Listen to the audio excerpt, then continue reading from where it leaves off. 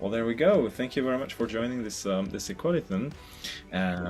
Today we want to launch the Equaliton for supporting felt education. And Caroline, thank you so much for joining. Everyone, thank you so much for joining. It's really great to see you all here.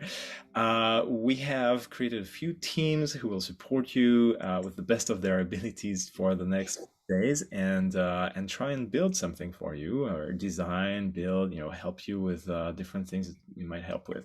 So we want to learn more about felt education, what you do in the world. Can you let us know a bit more? Yeah, hi everybody. My name's Caroline, and I'm the founder of Felt Education.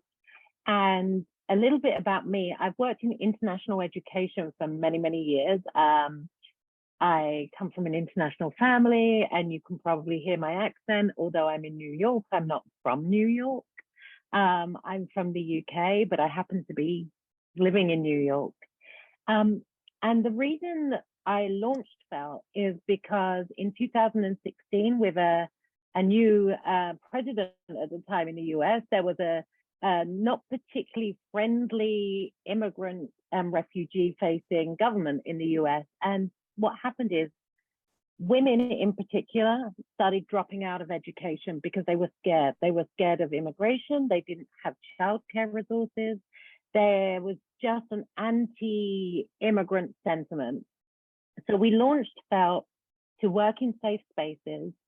And our priority was to make sure that if a woman had a child, and that was the reason she couldn't attend school, we would take away that concern. So we gave them free childcare in the classroom or just somebody to play with the children while they were studying.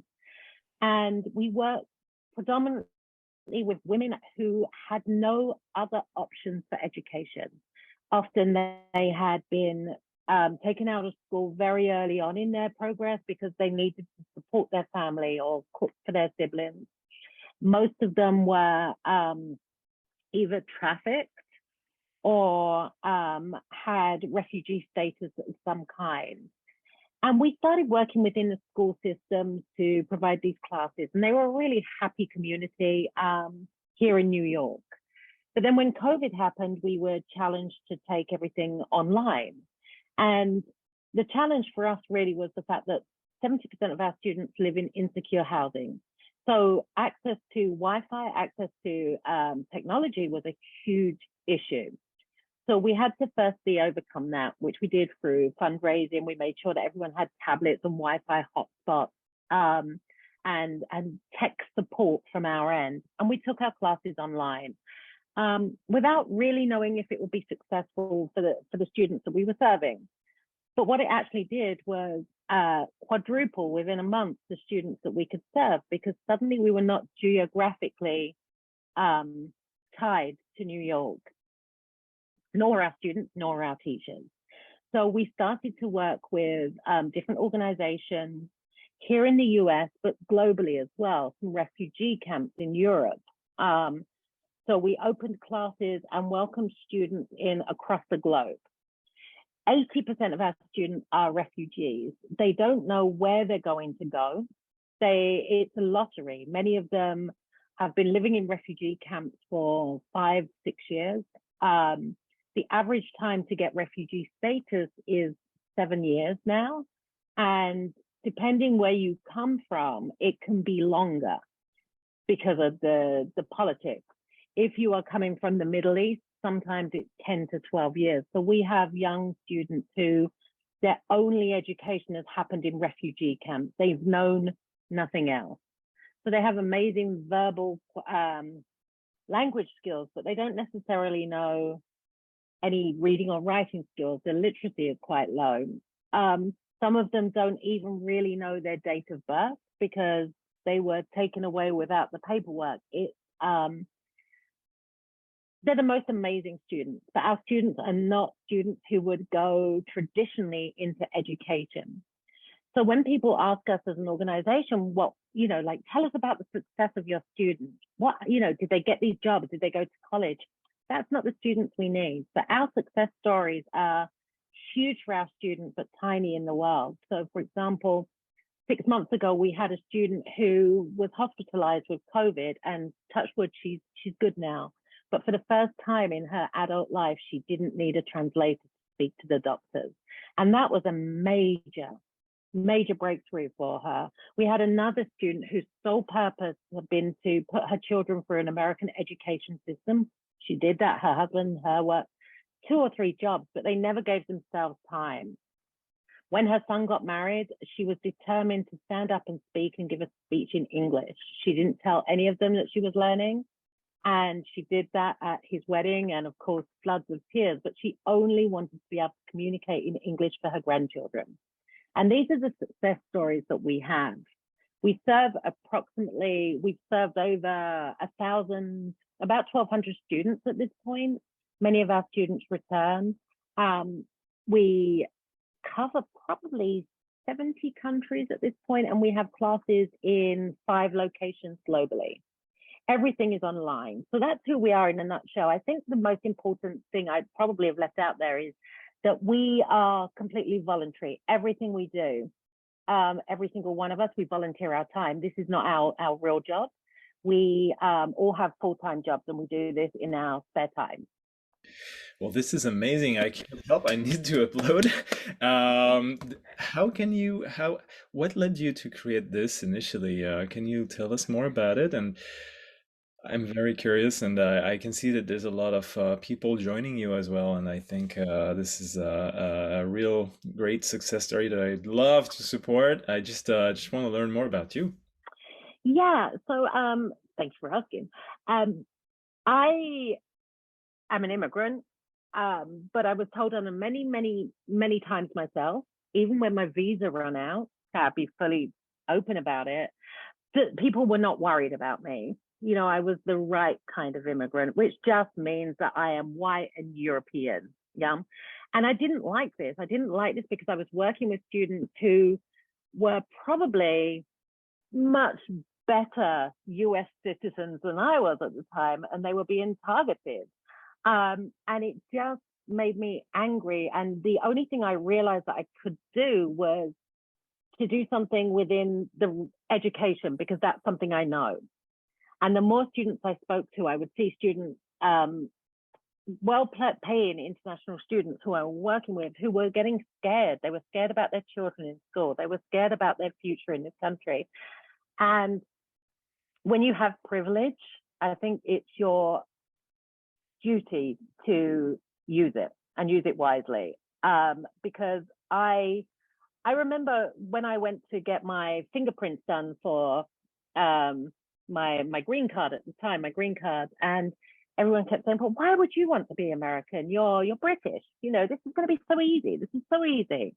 And then I spoke to a friend of mine who is not a white European woman, and she said, "Oh my God, the questions they were asking me, the way that they were treating me, and this makes me furious."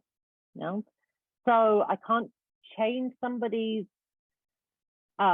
experience when it comes to something like that, but I can make sure that I'm using my experience to help others get at least a shot at something different. And education, I think, is the great divider in this country. And if we can provide something for free, which other people will have to pay thousands for, then let's do it, you know? It's a kind of allyship story, isn't it? What would you say to others who might become allies to different causes like that? Do you have a message for them? Anything that you think might inspire others to join movements like this?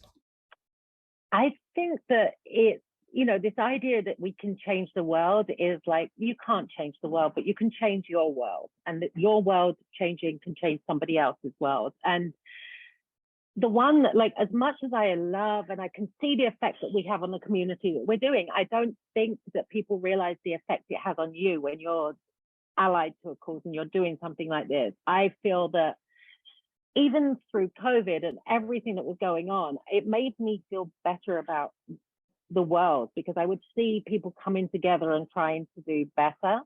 So I think it's like, everyone, I hate when people say, "Oh, it's wonderful what you're doing. It's so philanthropic and all this." Well, no, you know, it's that self-serving. It helps me a lot. You know, I can have a bad day and then I can speak to a student. and it feels good. To give you an example, the other day I was walking in this heat wave to the subway station in New York, and I was, got to get on the subway. And I randomly bumped into two felt students who I haven't seen in person for 3 years, and we hugged, and it was a catch up, and it was just, oh, this is why we're doing it. It's community. It isn't English classes, it's community. Wow, amazing stories. Thanks for sharing all that. As an immigrant, I relate to all what you're saying, actually. And I don't know if anyone has questions. I'd love if you could ask questions to Caroline and just introduce yourself when you do that. Anyone? If not, it's not a big deal, but feel free to do it. I promise I don't bite. I do. Hi. Hi. Hello. Hi, I'm Henriette. I'm from South Africa. I absolutely love your story. I wanted to cry earlier. I was like, it's so heartfelt. But I want to find out, I mean, maybe I'm just too nosy, but if you say you're a volunteer and you have a full-time job, what work do you do, if I may ask? Yeah, actually, I work in education Okay. fully, and strangely enough, I work in a non-profit fully, but I work on you can see obviously where my mind and personality go. I work for an organization that provides digital training for workforce, so low income in particular, shop floor, to make sure that we can upskill people. It's not aligned to communities, it's aligned to people. Okay. So yeah, so everything I do really is around education and access and equality. Okay. You can see how passionate you are about it. So that's just why I was curious what you do. No, Okay. thank you for asking. Yeah. Thank you. Thank you. Well, thanks, Henriette. Anyone else? So hi, my name is Brian. I'm from Los Angeles, California. So random question for you. How bad was the smell? Because I heard that it was pretty bad in New York from the heat wave that was going on. It's really bad. You know, New York is, when it gets hot, there's nothing like it. Like, I know California, yeah, you have this heat, but when New York gets hot, it's like a gateway to hell has opened and every smell has come out. So yeah, I'm firmly indoors, and I'm feeling nostalgic about when I had COVID and lost my smell. Is there another interesting question? Well, and you can ask that later on. Maybe it's time for you to ask questions you might have for anything related to what we're here to solve. If anyone wants to begin, otherwise I can as well. Yeah, I wanted to start. So hi, I'm Maria. I'm a UX designer. I've also been a teacher. I've been teaching English learners for the past 5 years. So this is something that I'm very, very passionate about as well. So my question is, what do you want to happen? So now you have, 5 locations globally. You have 1,200 students. What is it that you're working towards? If I want to talk about big picture for you, which I'm a bit of a dreamer, okay, so my big picture is really that we create what we have, we turn it into almost like a one-stop shop for a community of immigrants, predominantly women, who then help each other. We see now that we have a number of teaching assistants in this semester who are former students who wanted to come back and donate their time and volunteer their time. This is kind of what we want. We want communities. We want for women to feel, we do serve men as well, but predominantly women, to feel that they're empowered enough within their own community. So one of the projects that we're actually launching right now is in a refugee camp in Greece. It's one of Europe's biggest refugee camps. And we've been training 5 women, women of color, women who are from Yemen, Syria, and Northern Africa, to become English language teachers. Now, they have no traditional, they won't get the qualification that will get them a job in a university, but they certainly have community that they can serve and empower. So our aim really is to empower others to do the same, but also feel that they are in charge of their own life. So for example, our programming is dictated by our students. They've told us that they want to do some financial literacy classes, well, we will be launching in September. It really is about building community. And that's kind of the tagline we use all the time, is we're building communities, not walls.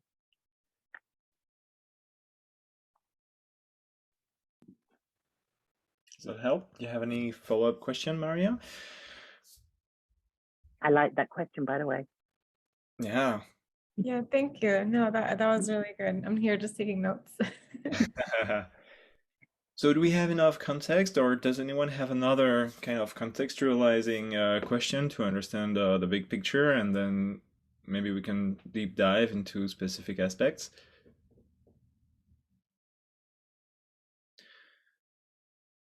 Anyone a question about user experience needed, or things that are needed to achieve through, I don't know.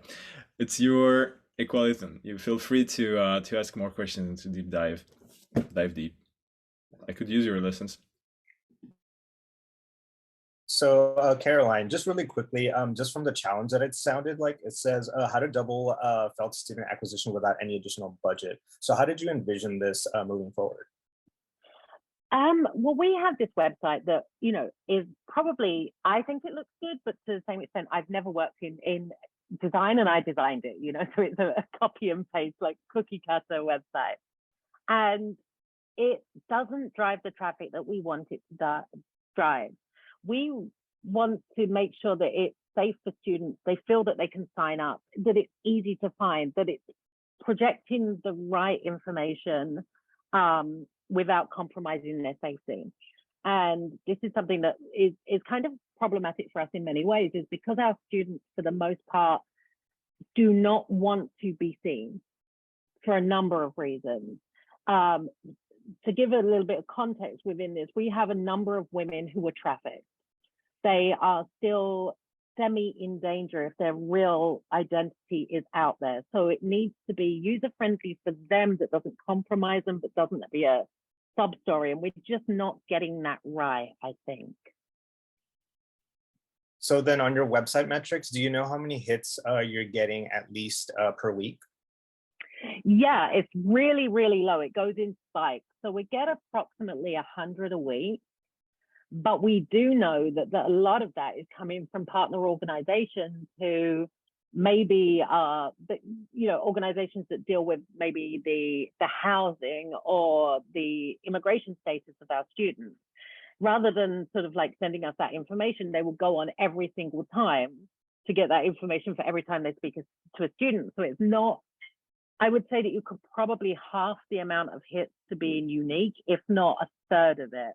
And others are just, look, here is a thing, please take a look at it. Yeah. So I we're just not, sorry. Yeah, go for it. Oh, no, sorry, go ahead. I was going to say, we're just not being discovered unless people already know us.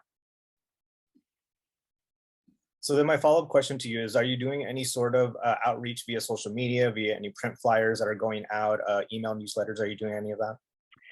We used to do print flyers, but now that we're sort of global, we've stopped doing that. We do a monthly MailChimp to people who've donated in the past, which has a reasonable open rate. Is about 45%, which I've heard is actually quite high. But it doesn't have like a click-through thing. We have quite an active social media presence on Instagram and Facebook and LinkedIn as well. LinkedIn is where we get our volunteers, because we do, even though we're a volunteer organization and everything's free for our students, we want our teachers to be trained. We want them to be, professional teachers. Social media sometimes drives donations. Facebook probably more, but we have to do very specific sort of drives. And again, I feel that our social media perhaps is as haphazard as maybe our website is, that it's not necessarily hitting, it's pretty, but is it doing what it should do?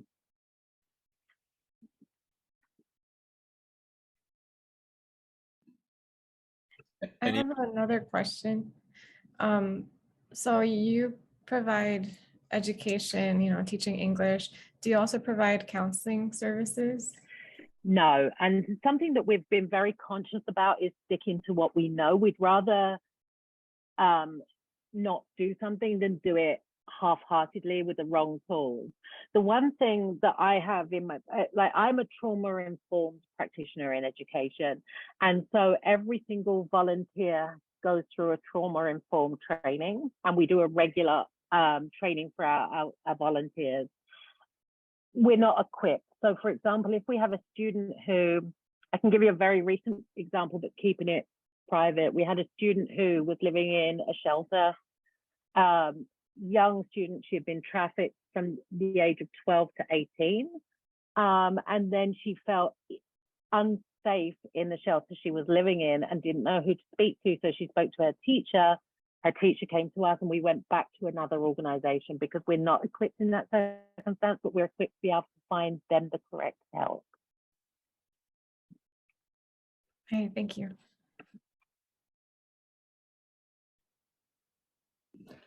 So maybe we can also address what you said initially. So I'm not sure if it's a little bit too much in terms of strategy or kind of running the organization and operations. But you mentioned partners, and you rely on them currently a lot. And it sounded like part of your strategy is to not move away from that, maybe, but at least have another channel that enables you to scale, right? Okay. So my question is, should the website also take that reliance on partners or not so much to attract people? I'm asking that because we had a lot of these questions when I used to work in strategy, and how do you, what's your growth channel with partners, etc.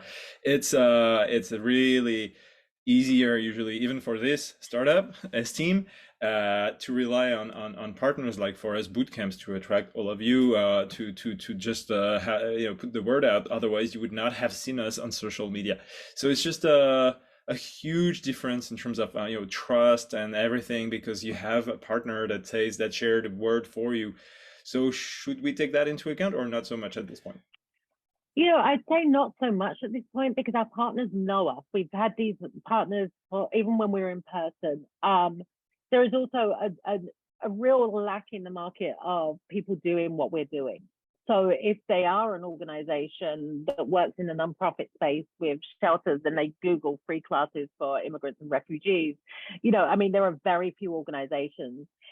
What we're worried about, because we're kind of really solid there, they talk to each other all the time.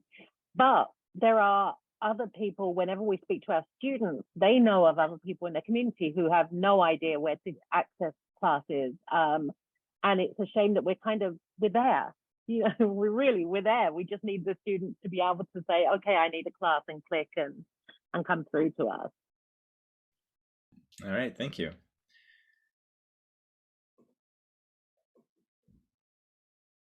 I have another question. So do you have are there any specific languages that your students primarily use? Yes.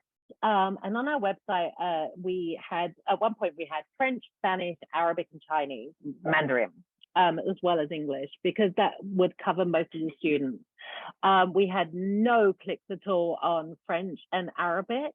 And the reason we discovered later on is because most of our students who are African, who are French speakers or Arabic speakers, mostly are illiterate, and certainly digitally illiterate. Spanish, we get a lot of clicks on because that's one of the dominant languages that we have.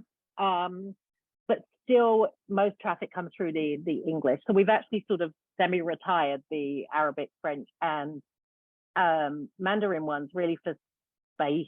If they're not being used, then we would need to update the information in multiple languages. So, but we keep the Spanish.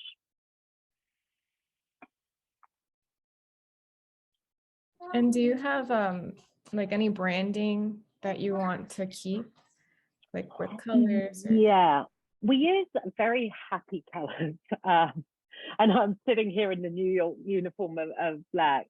One of the things that we purposely decided that when we started off is we don't ever want to be seen as an organization that exploits the experiences of our students. So, you know, most organizations who deal with refugees or people who have been trafficked, you're going to get black and white, sad photos. Ours are sort of pastel colors, bright colors. It's joy. We want to project this idea of joy. We like bright colors because we feel that it represents the diversity of our students in many ways, without it being like, here's a token African, here's a token, you know, Arabic speaker. So I think, if anything, it will be summed up as joy and colorful. You know, ultimately, every one of our students, no matter the terrible situations that they've come from, they've made it to safety, and that's something that should be applauded. They're survivors, they're not victims. And it's something that we really want to make sure that that comes across.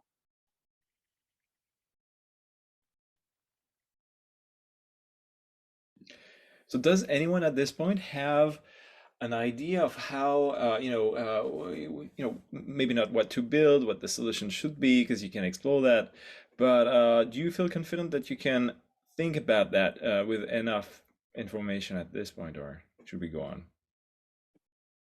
Should you go on and ask more questions? Sorry, I just have a question. With regards to the comment that you made on the French and Arabic speakers, who there were no clicks on it because they were illiterate, how did they actually manage to get through on the website, or how did they manage to achieve the goal of? Most of the students, well, the Arabic community is a very well-organized community. I love working within in this space because there is always one person, inevitably a young woman, who translates for the entire community. So she's the daughter of somebody who will help everybody else. So inevitably we have that student in our advanced class, and she comes to us weekly and says, oh, my cousin's friend's neighbor's husband, so they bring them in. Our French speakers predominantly come from our Survivors of Torture program. They're African. They are multilingual. Most of them speak 5 or 6 languages, but they don't have the skills in the same way. So it will be their caseworkers who would bring them to sign up to us. And when it comes to, I said before about being female, the Survivors of Torture program is where we do have men, because many of them have been tortured because of their sexuality. So we don't want to then say you're not welcome in our classes. But we do also provide female-only spaces if that is culturally needed. Okay, and just going back on the literacy and kind of like having accessibility in terms of that, would it help if we make the website more accessible via, I don't know, imagery or stuff like that? Would something like that, like visual aid, as opposed to like trying to speak their language? Definitely. That's a really good point. Yeah. I noticed that Rita has a hand up. Yes. Hey, can you guys hear me? Yes. Oh, perfect. So hi, thank you for giving that presentation. I missed a little bit in the beginning. I have a question as to how do you teach? What mediums do you use? Do you use, you said it was in person and then it went online and now you're in person. What is the kind of curriculum or the delivery mechanism that you use today? We use 80% of our classes delivered via Zoom. We produce the materials in-house. We don't have a traditional curriculum because that doesn't apply. The metrics don't really apply for the needs of our students, but also the literacy levels. So instead of traditional markers, we have things that we call can do, which means that our students, if you can do this, fantastic. It doesn't need to be grammatically perfect. You don't need to be able to write it or read it. It's your need. We also do, and I think that this is something that I'm really proud of, but will show you that we're a little bit chaotic in some senses. We have some students who Zoom, they cannot access it because it's prohibited in their country. So we have taught classes on Telegram, We have taught classes via TikTok. We have taught classes on Facebook, Instagram. If that is the difference between us reaching a student and not, we will find a way of doing it. It might be a non-traditional class, but we will do it. In fact, we have 7 students at the moment who are in Iran, who gather around at one friend's house, and it's all done via Telegram. Okay. And so basically, is there any app that you guys use for quizzes or something like that? We tend to use Kahoot a lot because this is something that is used widely in education. We try to be a little bit careful, and the reason I say this is because lots of our students will log in via a phone. So anything that you add on top of the platform becomes a little bit more problematic for them to use. So if it's supported within Zoom, all the better, because then it's sort of like all one package. We tend to, although our classes are online and digital, we tend to keep them quite low tech because of the restrictions on how students can access them. Mhm. And what about, what are your thoughts on partnering with different applications, like mobile applications that do something similar, like gamify the learning experience? I'm a big fan of it. I mean, it's something that we haven't really explored because we don't have the funds, we don't have the personnel. I do think there's so much more potential. We recently just opened just to see what the application was, like our own office within the metaverse, just to see whether that would be something that could spread out. We're not adverse to it. We just don't know where to look, how to even go about that. I mean, we're just not in that space of knowing. So, so for example, there are certain applications today that are either being developed or are developed already, like Duolingo is one of them, which is a very famous one. But then there's so many other apps that keep coming especially I know of one that is being developed in New York, actually. So maybe I can help you connect with them. But the question is, how open are you to partner with other people where you cannot have much control over what the app contains, but you can partner with them to get the ball rolling, and then maybe down the line you can actually develop your own app or your own platform, like a learning module or something that you can use. Yeah, definitely very open for that. If we ever have students that for some reason or another cannot fit into that model, then we would not steer them to it. So for example, and the reason I mention this is we have a very nice working relationship with Cengage, like National Geographic Learning. So we test things for them, and they give our students free books, etc. But there are certain things that just don't work for the students we have. So for example, a textbook that talks about where did you go on your last summer holiday doesn't work for a refugee who's in a camp, and we have to steer clear of certain things that you would have in, like, tell me about your family or discuss your government system. There are certain things that are triggering to the student. So, but there are also students that doesn't trigger, so I think that any sort of partnership is certainly something we would explore, but we might have to segment our students into those it would benefit and those it probably wouldn't. Gotcha. And you say you don't have the funding for a lot of things you want to do. Do you have any working or any, ballpark figure idea of how much funding would it require to do certain activities that you want to add on? Yeah, I mean, fundraising is something that is constantly in my mind, because we are an organization that everything I've told you that we have done, absolutely everything we've done with a budget of 27,000 that we've raised, and that's building everything, and that's almost 6 years of teaching. And that goes on our licensing, it goes on training teachers, it goes on making sure our students have accessibility. Realistically, like, we would need an operating budget of around 80,000 to even start implementing like new and changeable technology. like my dream would be to have our own platform that was designed specifically for refugees and students who didn't necessarily like Duolingo. I think it's an amazing app, but it would not suit any of our students because of the accessibility.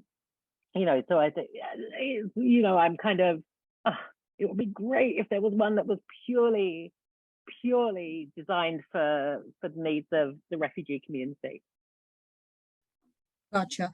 So for the operating budget that you mentioned, do you have like a working to show for it that we could probably, let's say when we develop your website and maybe add like a fundraising section to it where, people can go there and, donate, but we can show them the metrics that we're trying to reach and also tell them how it will be spent or whatever, just being transparent about it. So anybody feels comfortable even donating, knowing where their money is going and what are the needs.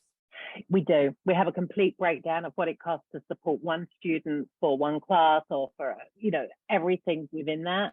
And we have a section for donations on the website. We're also sort of 501c3, so we can provide businesses with receipts that can be used for tax purposes. The breakdown isn't on the website, but I can certainly make it available for everyone here. And it's very, very simple. This is what it takes and this is what it covers. Because we don't have any staffing costs, it is all purely in programming or things that support the programming. So for example, we'll make sure that teachers get the necessary training, but that's built in with our program costs. Okay, and do you run campaigns like support a student or something like that? We have done in the past, but we haven't done this year. We hit a very unique problem this year, and it's one that is, I think, it comes back to the reason we started Felt in the first place. The situation in Ukraine with the refugees and people fleeing the country is a terrible situation, but it meant that any Black or brown refugees are suddenly not getting funded. We have experienced a unique type of racism where we've had donors say to us, we'd like to donate some money, but can it go to white refugees?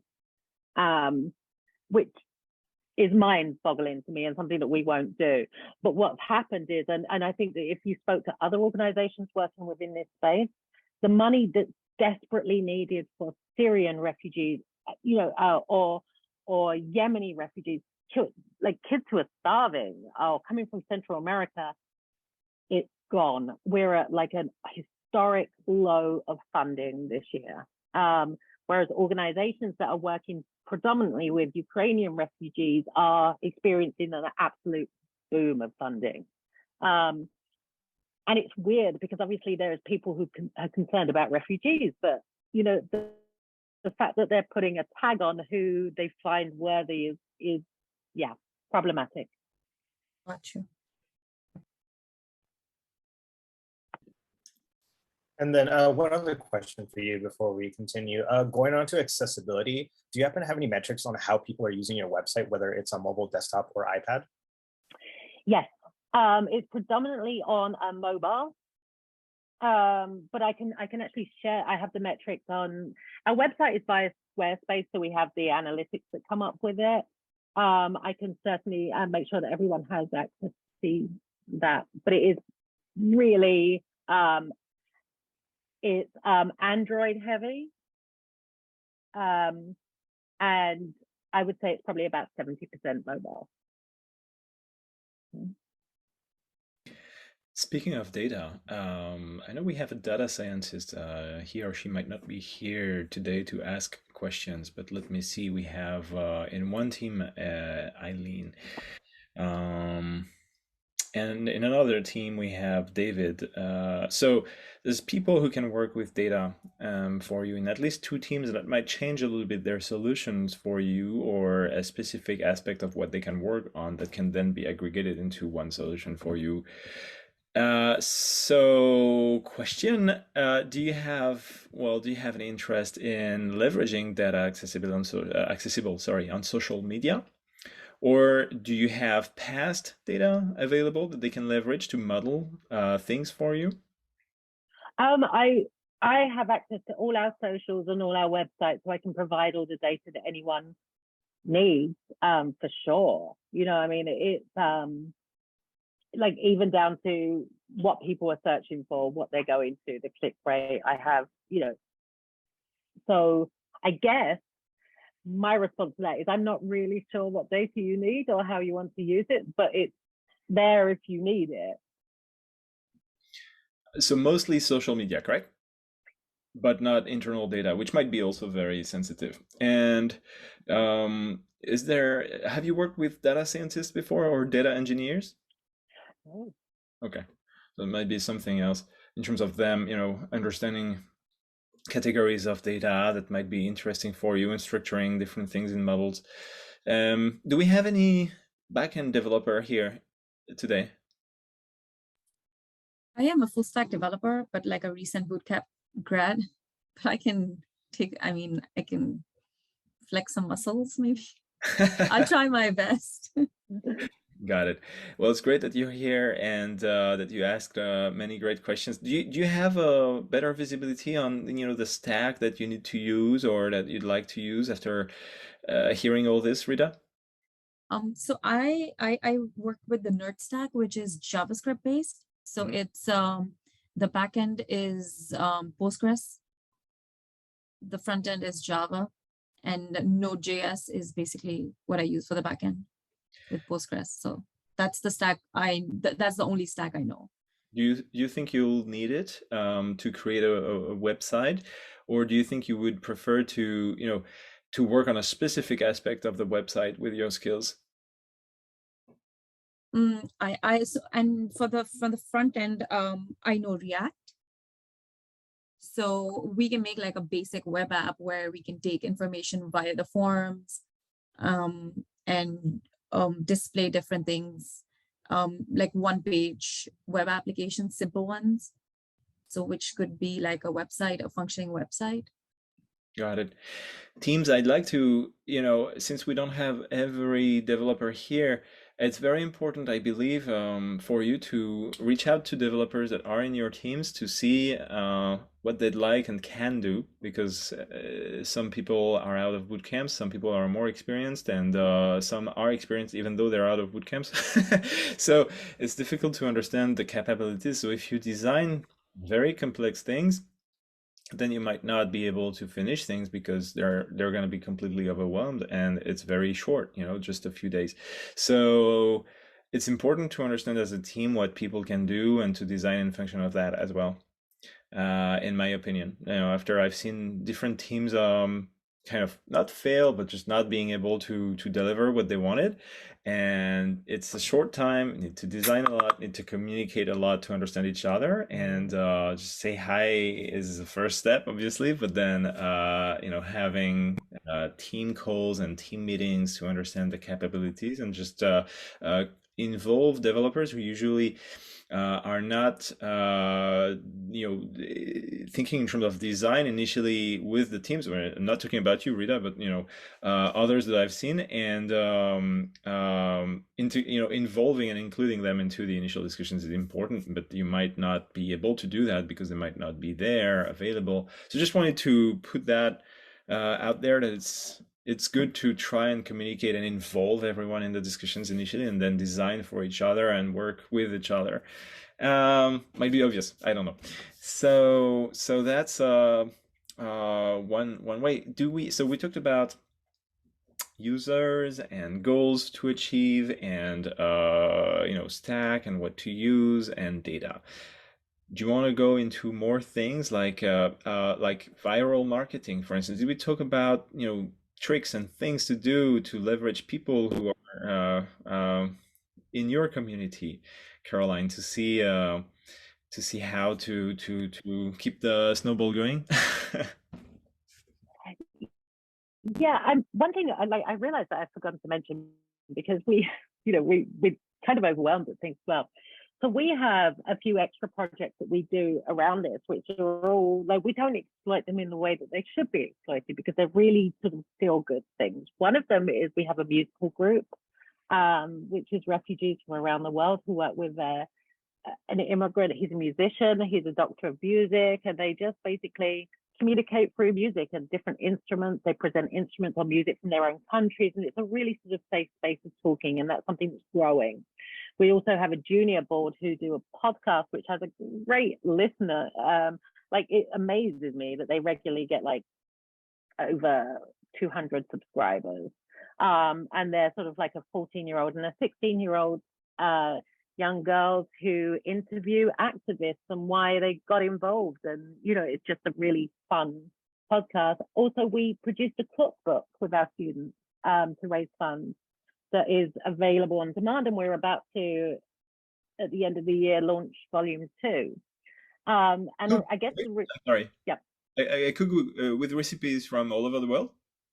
Yeah, it's called A Spoonful of Home, and it's stories about, because it came from when we were first working with refugees, that quite often they said that the most valuable thing, because they had to flee in the middle of the night, but the one thing that they could take from home was a recipe, because they could remember it. It could bring up, evoke stories of their culture and their heritage. So it's sort of 20 different recipes from around the world with a little story about who wrote it, teachers and students. And that kind of, that went viral on Twitter. Like quite a famous Hollywood guy tweeted about it, and then suddenly sales went up, and it funded programming for a year, which was just amazing.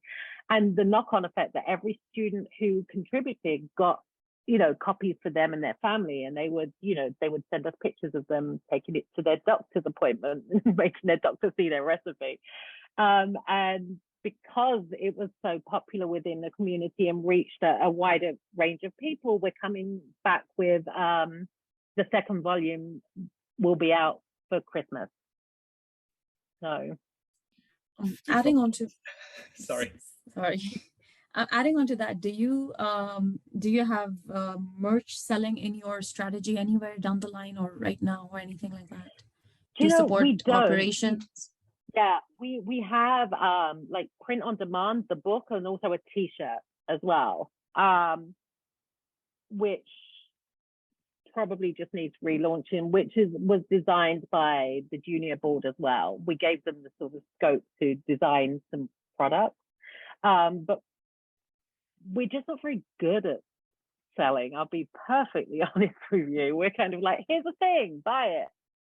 And yeah, and then it kind of disappears into the ether because we don't really know where to put it afterwards. But we have the link for the book on our website, but we haven't really, again, done much with it. But, you know, for a self-published book, we sold in total almost 2,000 copies, which is pretty amazing. Amazing, yeah. That's amazing. Yeah. I noticed Melanie's had her hand up as well. Sorry. Yep.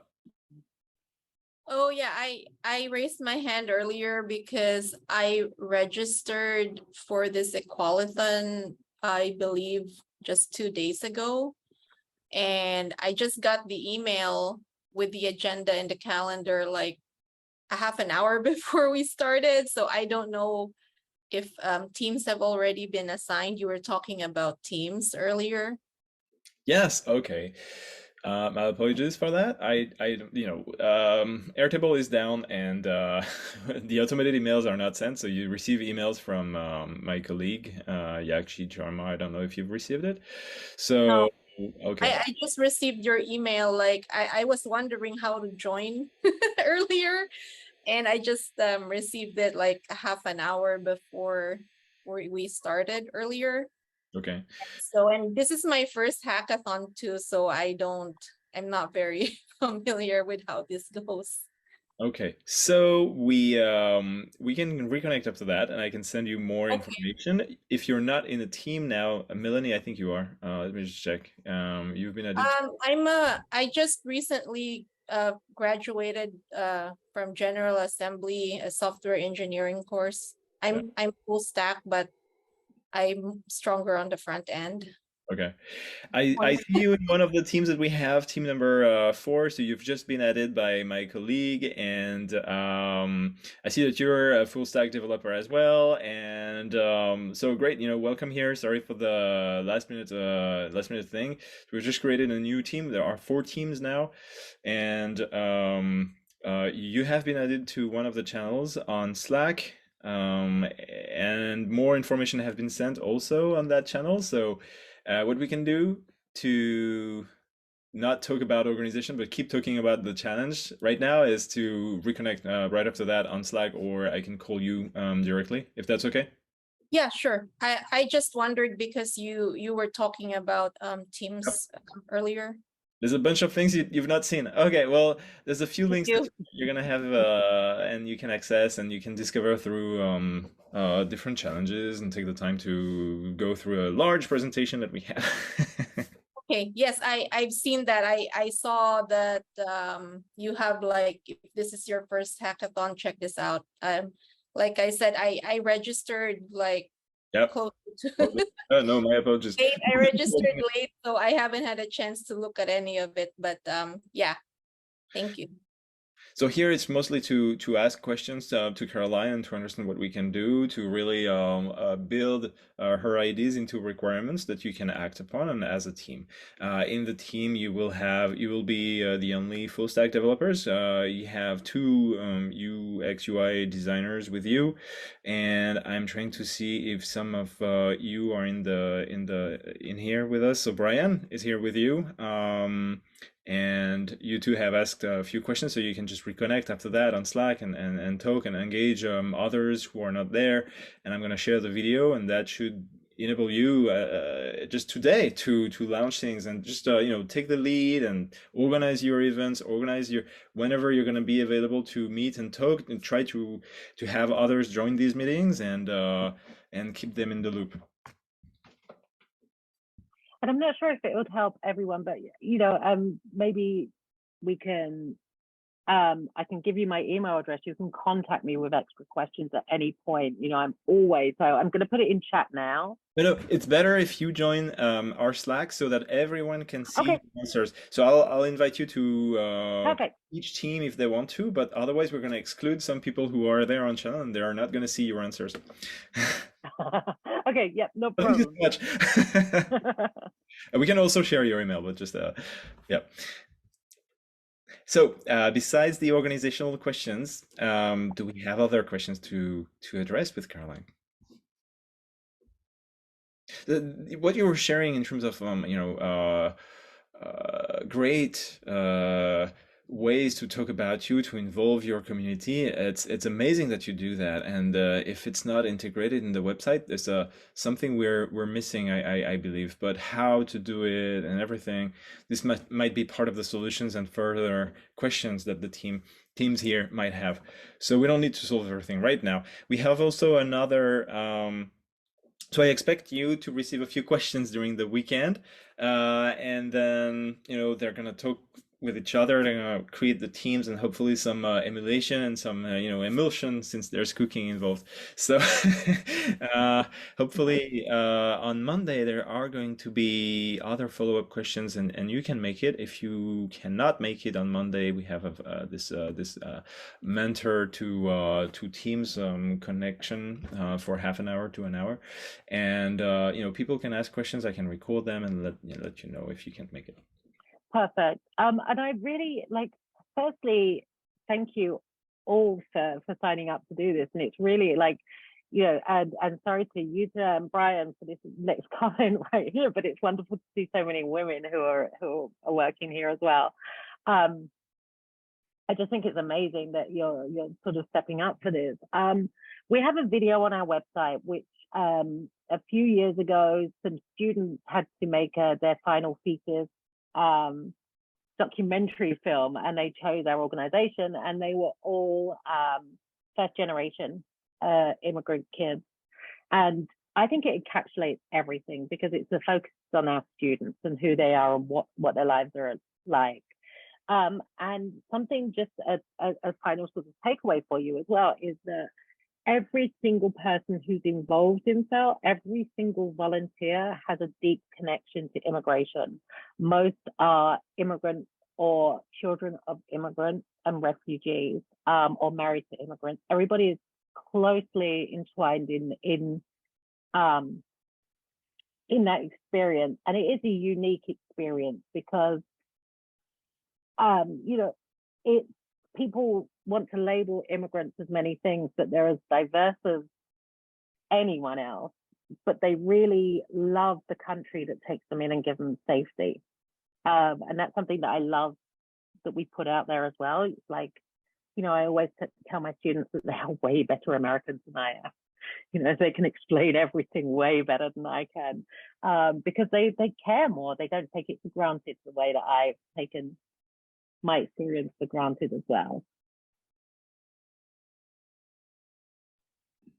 I think we need to hear you on the website. Hear you and see you. Get to know you. Anyway, well, thank you so much, everyone, for joining. If you have final questions, feel free to shoot now. And also, I'm going to add you to our Slack and add you to the Teams. I believe that's going to be the easiest way to go on. So I'll do that now.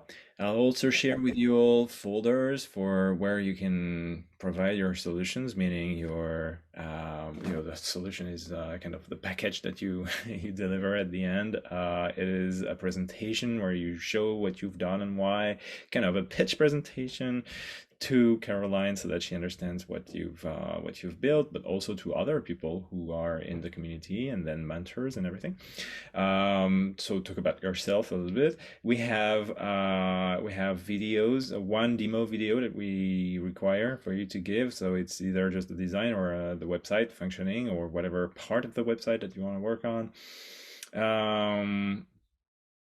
And then there is the code or design itself, right? Or end. So that's the 3 elements, and I'm going to share Google folders that are open for you to put that. And I believe we have about 10 days. We can extend that deadline if no one is ready. So I'm going to check in around Wednesday, I guess, to see if you folks want to go on or not. And if a majority wants to go on, we can just add a few days, not too much, because otherwise we never end, and it's going to be also harder for you. And we need to, you don't have that much time. So it's already a lot of time that you're providing, and I just wanted to thank you, everyone, for that. And let's keep connecting on Slack in the next few hours and during the weekend. So I had one more question to follow up. So then, are you going to be providing the branding guidelines and everything via a Google Drive folder that we can easily access along with the fonts, or is that something that we're going to have to just go based off your website?